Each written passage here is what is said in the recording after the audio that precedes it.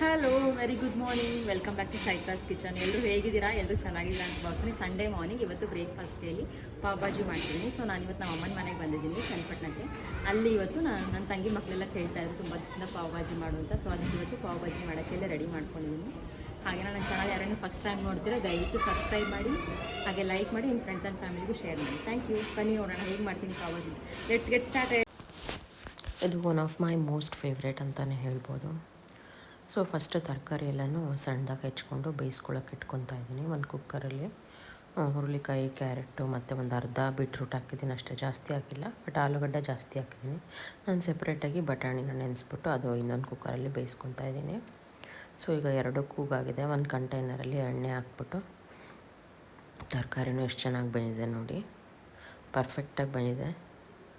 Colour beetroot ಹಾಕಿರೋದ್ರಿಂದ colour, ಮತ್ತು ಅದೇ ಕಂಟೈನರ್ಗೆ ಎಣ್ಣೆ ಮತ್ತು ಬೆಣ್ಣೆ ಎರಡು ಹಾಕಿ ಅದಕ್ಕಾದಮೇಲೆ ಬೆಣ್ಣೆ ಒಂದು ಸ್ವಲ್ಪ ಜಾಸ್ತಿನೇ ಹಾಕಬೇಕು ಇದಕ್ಕೆ ಪಾವ್ ಭಾಜಿಗೆ. ಈರುಳ್ಳಿ ನಾವೇನು ಸಣ್ಣದಾಗಿ ಕಟ್ ಮಾಡಿ ಇಟ್ಕೊಂಡಿರ್ತೀವಲ್ಲ ಈರುಳ್ಳಿ, ಅದು ಹಾಕಿ ಚೆನ್ನಾಗಿ ಫ್ರೈ ಮಾಡ್ಕೋಬೇಕು. ಈ ಪಾವ್ ಭಾಜಿ ಅಂದರೆ ಎಲ್ಲರಿಗೂ ಇಷ್ಟನೇ, ಮಕ್ಕಳಿಗೆ ದೊಡ್ಡವ್ರಿಗೆ ಪ್ರತಿಯೊಬ್ಬರಿಗೂ ಇಷ್ಟ ಆಗುತ್ತೆ. ಸೊ ತರಕಾರಿನೂ ಒಂದು ಕಡೆ ಮ್ಯಾಶ್ ಮಾಡಿಕೊಂಡು, ಮತ್ತು ಟೊಮ್ಯಾಟೊ ಇದಕ್ಕೆ ಫಸ್ಟು ಕಲರ್ ಚೆನ್ನಾಗಿ ಬರೋ ಟೊಮೆಟೊ ತೊಗೋಬೇಕು. ಇದಕ್ಕೆ ಒಳ್ಳೆ ಕಲರ್ ಇರೋದು ತೊಗೋಬೇಕು. ಹುಳಿ ಟೊಮೆಟೊ ಎಲ್ಲ ತೊಗೊಂಡ್ರೆ ಕ್ಲೀನಾಗಿ ಕಲರ್ ಬರೋಲ್ಲ. ಮೇಯ್ನ್ ಟೊಮೆಟೊನೇ ಇದಕ್ಕೆ. ಈ ಕಡೆ ಬಟಾಣಿ ಅಂತೂ ಪರ್ಫೆಕ್ಟಾಗಿ ಬಂದಿತ್ತು. ಆ್ಯಕ್ಚುಲಿ ನಮ್ಮ ಮನೇಲಿ ಬೇಯಿಸಿದ್ರೆ ಬೇಯೋದೇ ಇಲ್ಲ ಬಟಾಣಿ. ನಾನು ಆಲ್ರೆಡಿ ಮಾತ್ರ ಒಂದು ಸತಿ ಶೇರು ಮಾಡಿದ್ದೀನಿ ಅನಿಸುತ್ತೆ. ನಾನಂತೂ ಎಷ್ಟು ಸತಿ ಕೂಗಿಸ್ತೀನಿ ಬಟಾಣಿ, ಬಟ್ ಇಲ್ಲಿ ಮಾತ್ರ ತುಂಬ ಚೆನ್ನಾಗಿ ಬಂದಿತ್ತು ಬಟಾಣಿ.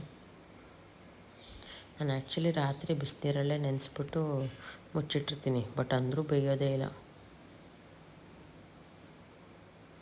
ಈ ಕಡೆ ನಾವು ಈರುಳ್ಳಿ ಟೊಮೆಟೊ ಎಲ್ಲ ಚೆನ್ನಾಗಿ ಫ್ರೈ ಮಾಡಿಕೊಂಡು,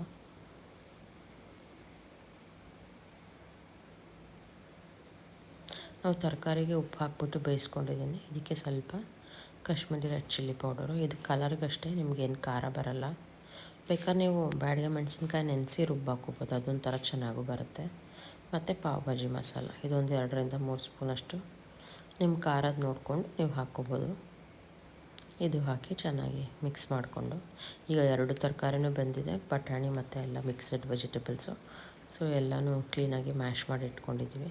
ಇದನ್ನು ಮಾತ್ರ ಸ್ವಲ್ಪ ಚೆನ್ನಾಗಿ ಫ್ರೈ ಮಾಡಿದ್ರೆ ನಿಮಗೆ ಚೆನ್ನಾಗಿ ಕಲರ್ ಬರುತ್ತೆ. ಮತ್ತು ಇದಕ್ಕೆ ರುಚಿಗೆ ತಕ್ಕಷ್ಟು ಉಪ್ಪು ಹಾಕಬೇಕು. ಉಪ್ಪು ನೋಡ್ಕೊಂಡು ಹಾಕ್ಬೇಕಂದ್ರೆ ತರಕಾರಿಗೂ ಬೇಯಿಸಿದ್ದೀನಿ, ಇದಕ್ಕೆ ಸ್ವಲ್ಪ ಹಾಕ್ತೀನಿ, ಆಮೇಲೆ ಲಾಸ್ಟಲ್ಲಿ ಟೇಸ್ಟ್ ನೋಡ್ಬಿಟ್ಟು ಬೇಕಾದ್ರೆ ಹಾಕ್ಕೊಳ್ಳೋಣ ಅಂದ್ಬಿಟ್ಟು. ಈಗ ತರಕಾರಿ ಮತ್ತು ಬಟಾಣಿ ಎಲ್ಲನೂ ಮ್ಯಾಶ್ ಮಾಡಿದ್ದೀವಲ್ಲ, ಬಟ್ ಗೊತ್ತೇ ಆಗೋಲ್ಲ ನಿಮಗೆ ತರಕಾರಿ ಏನೇನು ಹಾಕಿದ್ದೀವಿ ಅಂತ. ನನ್ನ ತಂಗಿ ಮಗಳಂತ ಅಯ್ಯೋ ಹೌದಾ ಈ ತರಕಾರಿ ಎಲ್ಲ ಹಾಕಿದ್ದೀರ ಗೊತ್ತೇ ಇಲ್ಲ ನನಗೆ ಅಂತಲೇ ಹೇಳ್ತಾಯಿದ್ಲು.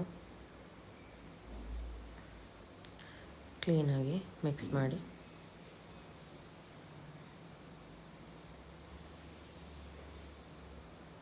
ನೀರು ಕನ್ಸಿಸ್ಟೆನ್ಸಿ ನೋಡ್ಕೊಂಡು ಬೇಕಾದ್ರೆ ಹಾಕ್ಕೊಳ್ಳೋಣ ಅಂತ. ನೀರೇನು ಹಾಕಿಲ್ಲ, ಅದರಲ್ಲೇ ನೀರಿತ್ತಲ್ಲ ಅಂದ್ಬಿಟ್ಟು ವೆಜಿಟೇಬಲ್ಸಲ್ಲೇ.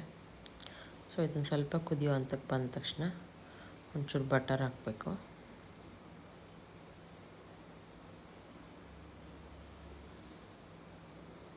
ಮತ್ತು ಮೇಲೆ ಕೊತ್ತಂಬರಿ ಸೊಪ್ಪು ಹಾಕಿದ್ರೆ so bhaji is ready.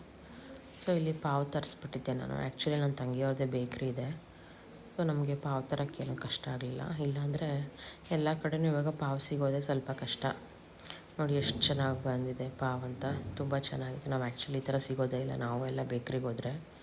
So ಇವ್ರದ್ದೇ ಆಗಿರೋದ್ರಿಂದ ಫುಲ್ ಒಂದು ಪ್ಲೇಟೇ ಕೊಟ್ಬಿಟ್ಟಿದ್ರು.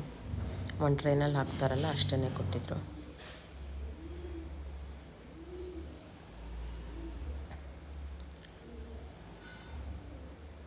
ಸೊ ಈಗ ಪಾವನ್ನ ಕಟ್ ಮಾಡಿಬಿಟ್ಟು ನಾವು ಬಿಸಿ ಮಾಡೋಕ್ಕೆ ಇಟ್ಕೊತಾ ಇದ್ದೀವಿ. ಬೆಣ್ಣೆ ಹಾಕ್ಬಿಟ್ಟು ಸ್ವಲ್ಪ ರೋಸ್ಟ್ ಮಾಡಿದ್ರೆ ಸಾಕು. ಬೆಣ್ಣೆನೂ ಒಂಚೂರು ಮೆಲ್ಟ್ ಮಾಡ್ಕೊಂಡಿದ್ದೆ. ಸೊ ಈಗ ಡಿಶ್ ಔಟ್ ಮಾಡೋ ಟೈಮು. ಪಾವ್ ಭಾಜಿ ಮಕ್ಕಳಿಗೆಲ್ಲಂತೂ ತುಂಬಾ ಇಷ್ಟ ಹೋಗಿತ್ತು. ಒಳ್ಳೆ ತುಂಬ ಟೇಸ್ಟಿಯಾಗಿ ಬಂದಿತ್ತು ಅಂತಲೇ ಹೇಳ್ತಾಯಿದ್ರು. Thank you for watching. ಜೈ ಶ್ರೀರಾಮ್.